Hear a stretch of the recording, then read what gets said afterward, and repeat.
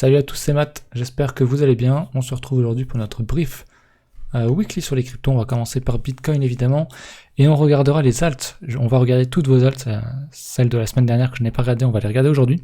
Donc il y en a une quinzaine, il y a pas mal de shitcoins, il y a des trucs qui viennent d'être listés, donc il n'y a aucun intérêt de regarder, mais je vais quand même en parler. Et puis voilà, on regardera ETH bien sûr en leader des alts, et puis la Bitcoin dominance. On commence avec le Bitcoin. En weekly, on a un sacré move. Là, on va close vert. Forcément. C'est dans 9 heures. Si on close rouge ici, c'est quand même pas très bon. Mais qu'est-ce qu'on voit? On voit qu'actuellement, le niveau de clôture, le niveau de cours est au-dessus des clôtures précédentes. Donc c'est plutôt bon signe. On le verra un peu plus sur le daily. Mais c'est plutôt bon. On va regarder ici d'ailleurs. En daily. On pourrait sortir de notre range que j'ai tracé ici. On a break les 10K. Alors ça rejette, c'est évident, c'est les 10K, c'est une grosse résistance et c'est un niveau symbolique. C'est qu'on appelle ça un gros chiffre rond. Donc il fait son effet. Les 10 000, c'est normal. Ça se voit ici, il a été très bien rejeté ici aussi. Il a encore une fois travaillé ici. Si vous êtes bull, il vaudrait mieux quand même qu'on close au-dessus des 10 000, voire même... Bon là c'est un peu compliqué pour aujourd'hui, mais ce qu'on veut voir c'est surtout un break des 10 500. 10 500, on a break ce niveau-là, 10 540. Ce serait vraiment très très très bull. Ça peut être un piège si on close légèrement au-dessus des 10K pour réintégrer en dessous derrière. Parce que le range, finalement, on n'est pas allé si bas que ça. On est surtout resté dans le haut du range. Donc attention, ça peut être piégeux, même si comme je pense que Tilt était du même avec moi.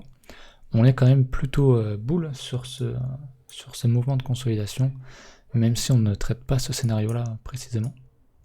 Néanmoins, quand tu vois un truc comme ça, bon là, il n'y a pas beaucoup d'historique parce que c'est les contrats futurs de Binance, mais quand tu vois une zone qui est... Quand tu arrives pour la troisième fois ou quatrième fois sur un prix et que tu consolides juste en dessous, et juste en termes de price action, c'est juste bull en fait. Rien que ça, c'est bull. Ça veut pas dire qu'on va casser là maintenant tout de suite, et très franchement... acheter ici, c'est pas du tout un bon move, mais on peut très bien rejeter, revenir chercher un peu plus bas, pourquoi pas aller revenir chercher tous les stops de ces gens-là. Bitcoin, il aime bien faire ce genre de truc. Faire un truc comme ça, hop, tu sors tous les gens qui avaient mis leur stop ici, et 8. Ça, c'est le genre de move que Bitcoin aime bien faire, donc faut le garder à l'esprit. Maintenant, ça reste bull quand même, on va pas se mentir, ça reste quand même bien bull. Donc voilà, pas grand chose d'autre à dire sur BTC, on est toujours en range, en soi on est toujours en range, donc pas de panique, pas de FOMO, et on attend de voir ce qui se passe par la suite. Au niveau des alts, on va le regarder ici, c'est très très rouge, toutes les alts ont pris de tarif, à part quelques-unes, mais globalement c'est bear. On va regarder ETH en BTC. Hop, alors oui, ça c'était ce que j'avais écrit pour faire un tweet, sur le Twitter de la baleine, que je vous invite à suivre. Hop, on a fait notre W, notre test. On a break ces plus hauts là, donc j'en parlais, pour moi un break de ces deux niveaux là, ce serait très très bon signe pour une potentielle future alt season, et on est en train de close, on va très sans doute close cette semaine au-dessus de ce niveau là, donc c'est très très bon, il y a un potentiel à la hausse assez énorme, même si sur ETH c'est du... je sais pas, sur un retour à 50%, c'est du 100%. Bon, sur les alts, il y a un peu plus de potentiel, mais c'est quand même très beau. J'aime bien voir ça sur ETH. Maintenant, attention, acheter ici, là, maintenant, tout de suite, c'est pas forcément le meilleur move de l'année. Idéalement, t'achètes... Ouais, le first stop ici, c'est pas mal. J'aime bien avoir un niveau de support, comme ici, sur le first stop. En cas de continuation de tendance, c'est plutôt pas mal. Donc soit ce support-là, soit ici, ce support-là avec le first stop en soutien. C'est pas mal, c'est pas mal. Si jamais on y va, c'est des niveaux qui se payent à mon avis. La Bitcoin dominance, rapidement, avant d'aller voir les shitcoins. On va agrandir ça. Ok. Alors, ce move-là, c'était un bug. Tout ceci n'est jamais arrivé. Mais on voit que la Bitcoin dominance, c'est quand même très bear, donc c'est très bien pour les alts du coup, c'est-à-dire que Bitcoin perd de sa dominance, que l'argent se dirige dans les alts, donc c'est plutôt bon signe. Seul point à surveiller, c'est ce niveau de clôture ici. Idéalement, on aimerait clôturer en dessous, ce qui a priori ne sera pas le cas. Deuxième point négatif, c'est le TD9. Le TD9 ici, c'est quand même assez bull, surtout si on close au-dessus de ce niveau-là. Donc je serais pas étonné de voir un petit rect sur les alts prochainement, quelques semaines, un petit mois max, pourquoi pas, avant de repartir à la hausse. Je n'en serais franchement pas étonné. Donc attention aux alts. Pas de FOMO inutile sur des grosses bougies vertes. C'est pas très utile. On va maintenant parler de vos shitcoins. Alors là j'en ai pas mal. Alors TRB. TRB, bon voilà, c'est un truc qui a été listé il y a pas très longtemps, début d'année. Il y a un an, en gros novembre 2019, ok. Donc évidemment on me demande de regarder ce truc là parce qu'il y a une grosse candle verte, c'est toujours comme ça de toute façon. Très franchement n'achetez pas ça. Ça me paraît compliqué d'acheter un truc comme ça, j'ai même passé plutôt en daily je pense. Ouais. En plaçant un Fibo ainsi, on a le 0,618. Donc le premier niveau de la reload zone qui est très intéressant à mon sens. Parce que c'est déjà un niveau qui sur les cryptos marche très bien. Et en plus c'est sur un bon support ici. On le voit au niveau des clôtures et des mèches ici. Donc c'est un niveau qui peut se payer si tu es intéressé par ce genre d'altcoin. Personnellement ce n'est pas mon cas. Ce n'est en plus de ça pas du tout le genre de structure que je recherche. Donc je ne mettrai pas un seul euro là-dedans.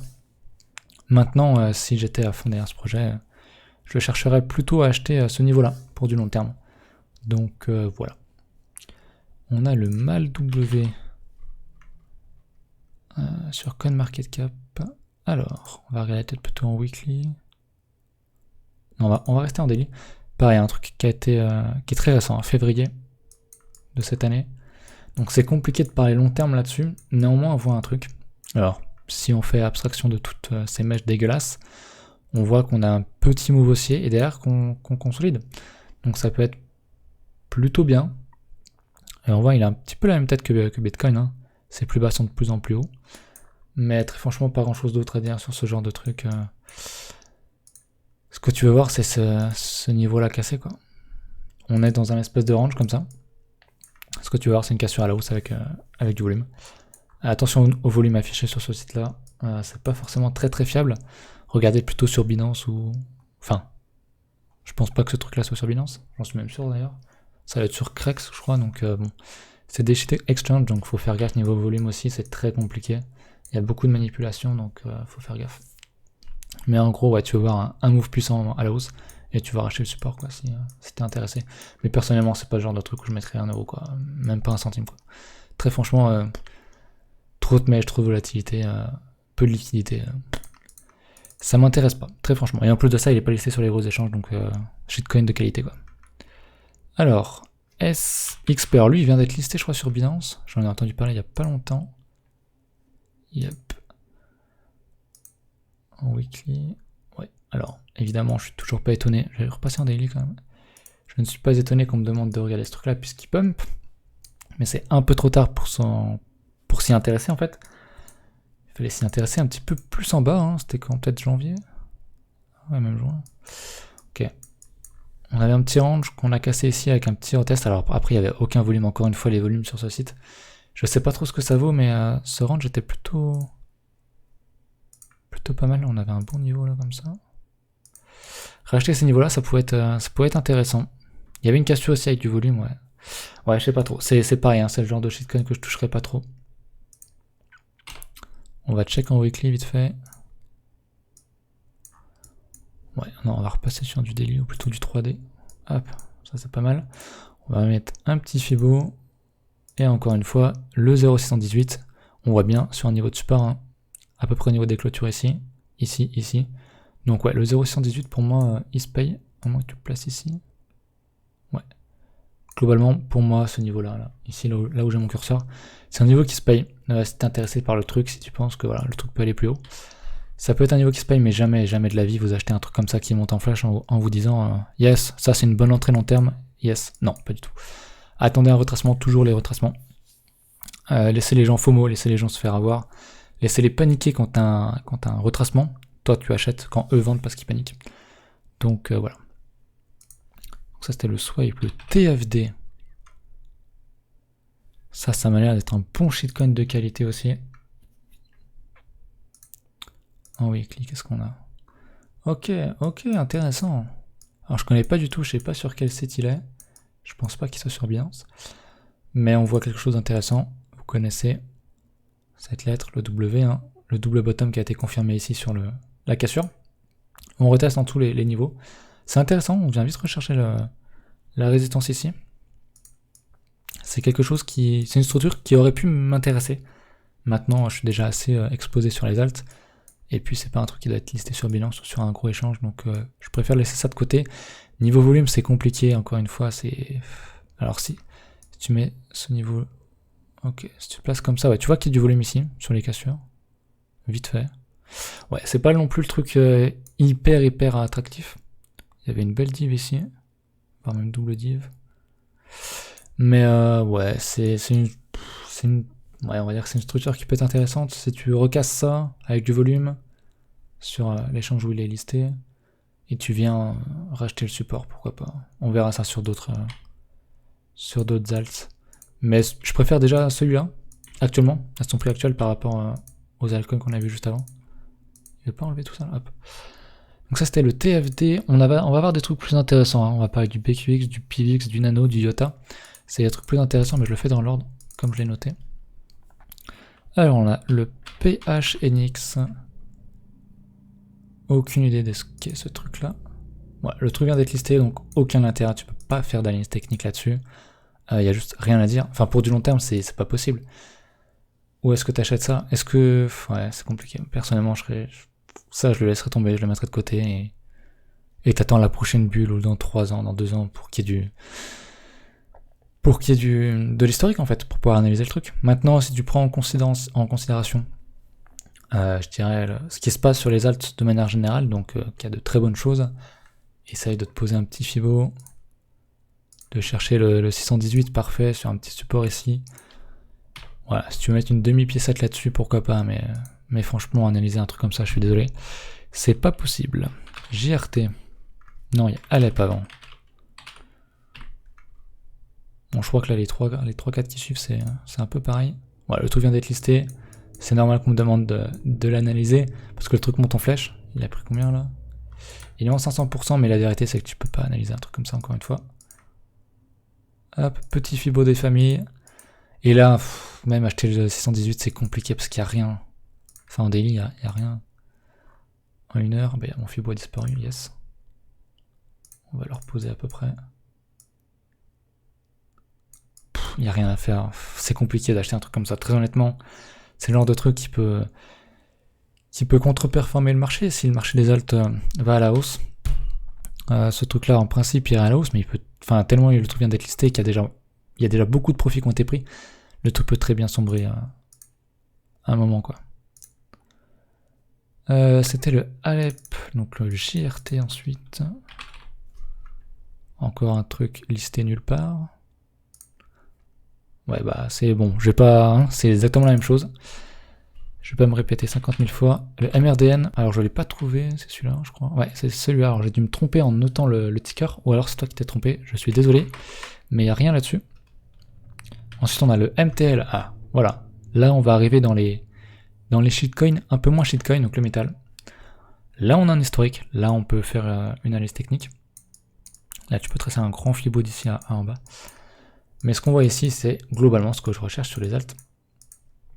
Ici, on a un bon... Je le mettrai comme ça.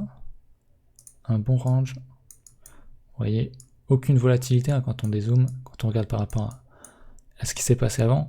Personne n'est intéressé par ce truc-là. Ça se voit dans la volatilité. Mais il y a du volume. Il y a du volume là-dedans. Encore une fois, ces données sont à prendre avec des pincettes. Mais c'est quand même bon signe ce qu'on voit ici. Et ce qu'on va voir, évidemment, encore une fois, c'est une cassure à la hausse avec du volume. Et puis tu rachètes le support, en fait, tout simplement. Et ça, c'est des trades gratos, hein, c'est des trucs... le truc qui peut te faire un 2000% en quelques semaines. Hein, si jamais on a le droit à une nouvelle bulle, comme en 2017. Pour ceux qui étaient là, bah vous saviez que ça pouvait aller très très vite sur ce genre d'actifs. Donc ça, déjà beaucoup plus intéressé, et en plus il doit être listé soit sur Binance ou sur Bittrex, à l'époque il était sur Bittrex. On a le Zell, alors ça je connais pas je crois. Hop, le Zell, oui je connais pas du tout. Bon bah, même charabia, même bordel que les autres d'avant, le truc qui vient d'être listé, ça sera à rien de regarder. Le Ravencoin, je connais bien ça aussi.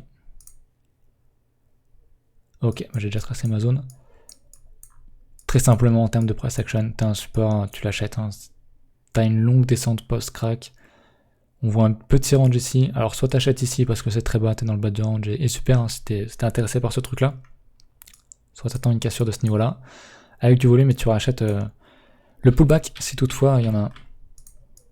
Mais ouais, j'aurais pourquoi pas bien aimé en prendre de ce truc là si j'avais encore des liquidités de côté. J'en ai. Mais j'ai déjà prévu d'y mettre sur d'autres alts. Mais voilà un petit retour sur cette résistance là. C'est du 300%, c'est pas mal. C'est une bonne alt en soi. Un bon shitcoin, pourquoi pas. Le IOTA. Le IOTA est pas mal aussi, je crois. Ouais. Un peu dans le même cas que le métal. Vous voyez, aucune volatilité. Les gens sont désintéressés par ce truc-là. Alors qu'au contraire, c'est ici qu'il faudrait s'y intéresser. Parce que tu as un long range horizontal post-crack. Il y avait de la div ici. Double divergence ici sur les RSI. MACD aussi, ça bougeait plutôt bien. Pareil, hein. Cassure, volume, retest, t'achètes, et basta, c'est des trades gratos. Hein. Pour du swing, ça c'est vraiment des trades gratos. Quoi. Et ça, c'est des trucs qui te donnent, ouais, qui te donnent du 300% facile. Quoi. C'est assez fou. C'est maintenant qu'il faut s'intéresser au swing, aux positions long terme, aux bags, appelez ça comme vous voulez. Mais en ce moment, je trouve ça assez intéressant. Ça veut pas dire qu'on va partir la semaine prochaine, mais les prochains mois, en tout cas, si on continue de range, pour moi, ça s'achète, quoi. Comme j'ai déjà expliqué. Hein. Le nano, très bien. Alors, quand on regarde, on avait un bon niveau ici sur les clôtures. On l'a pile retesté. Donc, c'est une première information très importante, très intéressante. Encore une fois, aucune volatilité. Long range, les gens ne sont pas intéressés par ce truc-là. À tort, évidemment. À condition, bien sûr, qu'on casse à la hausse ce range. Qu'on casse avec du volume. Vous connaissez la chanson, on achète le retest. Parce qu'effectivement, si on casse à la baisse, ce sera pas très bon. Mais il y a la tête de ce que je recherche. Pardon, c'est le genre de structure, hein, vous le savez, que je recherche. Le PIVX, je connais bien ça aussi. Ce truc-là m'avait fait bien rager à l'époque. En 2017, tous ces moves là chelous. C'était à l'époque où j'étais encore un gentil singe, où j'essayais de choper tous les moves et tout, et ces trucs-là m'avaient rendu fou. Genre j'avais le truc monté, je fais allez hop j'achète, allez hop le truc redescend, je vends, oh putain ça remonte, oh putain j'achète, oh ça redescend, merde. Bref, ce truc-là m'avait vraiment rendu fou. Et encore une fois, un range post-crack, aucune volatilité, donc faut s'y pencher. J'ai tracé des niveaux ici, de support, sur cette mèche-là, je l'ai pas super bien fait d'ailleurs. Sur cette mèche-là, sur ce niveau de clôture-là.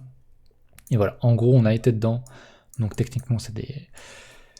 Ça se paye, quoi. Tu mets une bille dessus, hein, sur toutes les dalles qui font ce genre de truc, qui retracent 100% de leur descente, de leur bulle, pardon. C'est juste force. Alors, je vais essayer de regarder sur un retour sur des résistances. 1000%. Une piécette, ça se pose, hein, très franchement. Et là, on ne faut pas all-in sur ce genre de token, mais c'est intéressant de mettre 1% max, quoi. Sur 50 coins qui ont cette tronche-là. C'est intéressant, à mon sens en tout cas. Après, il faut être prêt à gérer ça quand actif aussi, c'est compliqué. C'est pour ça que moi j'en ai jamais parlé de mes positions, je crois, sur mes alts. Mais c'est ce qui est en gros, c'est ce qui est ici. En très gros, c'est ce qui est affiché ici. C'est ce que j'ai là, quoi. J'ai plus de XRP, je les ai vendus tout à l'heure. Mais en gros, c'est ce que j'ai ici. Hein. Et pas les bitcoins, à part celui-là. J'ai juste un bitcoin volatility.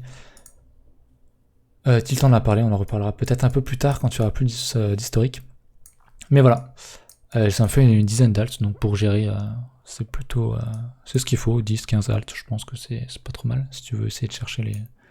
Enfin, vendre les résistances, racheter les supports, tout ça. Si tu veux swing un petit peu les alts, en avoir 50 c'est compliqué. Et enfin, la dernière, mon petit bébé que j'ai, si vous avez vu dans ma liste. Alors, BQX ici, il n'est pas écrit, c'est le Tiger de Binance.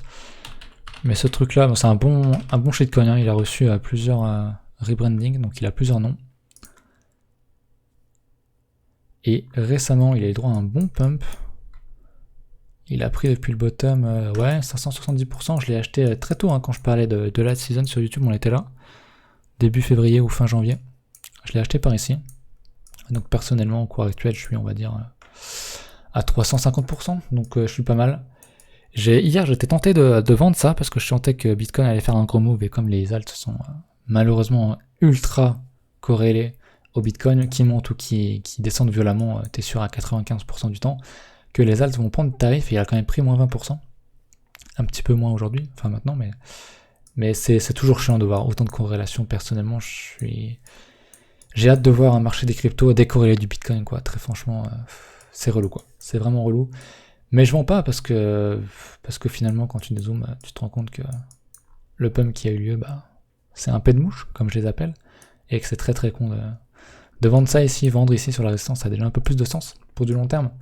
Et ça, c'est pareil, BQX, hein, c'est un truc qui est sur retour à ATH. En valeur Bitcoin, c'est du 5000%. Mais je crois qu'en valeur USDT, c'est du genre 30 ou 40 000%. C'est le genre de truc c'est juste insane, quoi. Donc voilà. Donc voilà pour les alts. Je pense qu'on reparlera pas du ZIL, du BAT, du ADA et du XVG que j'avais noté. C'est des trucs qui globalement ont dumpé aujourd'hui. Mais certaines font des bons trucs, hein. Je pense par exemple au Stratis. Faut que j'aille sur le bon truc. Hop, le Stratis qui revient sur ces niveaux là.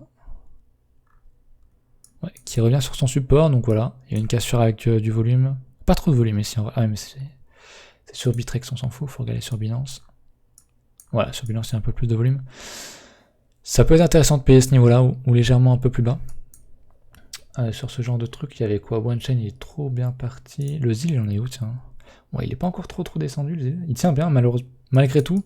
Bon, après Bitcoin n'a pas encore fait un grand move, hein. Si Bitcoin pète ses 10 000, je pense que le ZIL et autres alts, elles feront tac, retour sur support, tout le monde flip.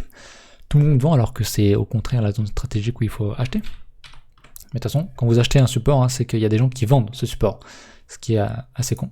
A l'inverse, hein, quand vous prenez des profits sur des résistances, c'est qu'il y a des gens qui paniquent, qui achètent ces résistances quand ça pump. Donc voilà. Pas grand chose d'autre à dire. On va regarder vite fait Bitcoin. S'il n'a pas bougé comme le move venait de se faire. Mais en gros, moi je pense que voilà. C'est quand même assez bull ce qu'on voit. Même si Bitcoin est amené derrière à casser finalement ce range par le bas. Je pense que les niveaux qu'on va retrouver très vite ici, là, les 6000, les 7000, c'est des niveaux qui vont se payer. Et si derrière on retourne encore une fois, rechercher les 10 000, là ça va casser. Je veux dire, on l'a testé tellement de fois que c'est un niveau qui est, voilà, comme l'a dit Tilt, il a dit quasi certitude. C'est vrai qu'il n'y a aucune certitude en trading, mais quand un tel niveau casse, est testé et retesté tellement de fois, tu t'attends à ce qu'il casse. Maintenant, on peut très bien aller au sud avant d'y retourner. Bref, je vais pas être plus long, ça fait déjà 20 minutes, ça va, je m'attendais à plus. Donc voilà, j'espère que vous avez aimé cette vidéo, n'hésitez pas à mettre un petit like, si vous avez aimé, c'est toujours sympa, mettre un petit commentaire. Si vous voulez que je regarde vos alts, s'il vous plaît, juste, je regarde les shitcoins, mais les trucs qui viennent tout juste d'être créés, d'être listés, ça sert à rien, tu peux pas faire d'analyse technique là-dessus, donc retenez-vous là-dessus, et puis voilà, si vous avez des questions, n'importe quoi, n'hésitez pas à demander en commentaire, à poser ça, et puis on se retrouve sur le Discord de la baleine qui est en description. À la prochaine, salut!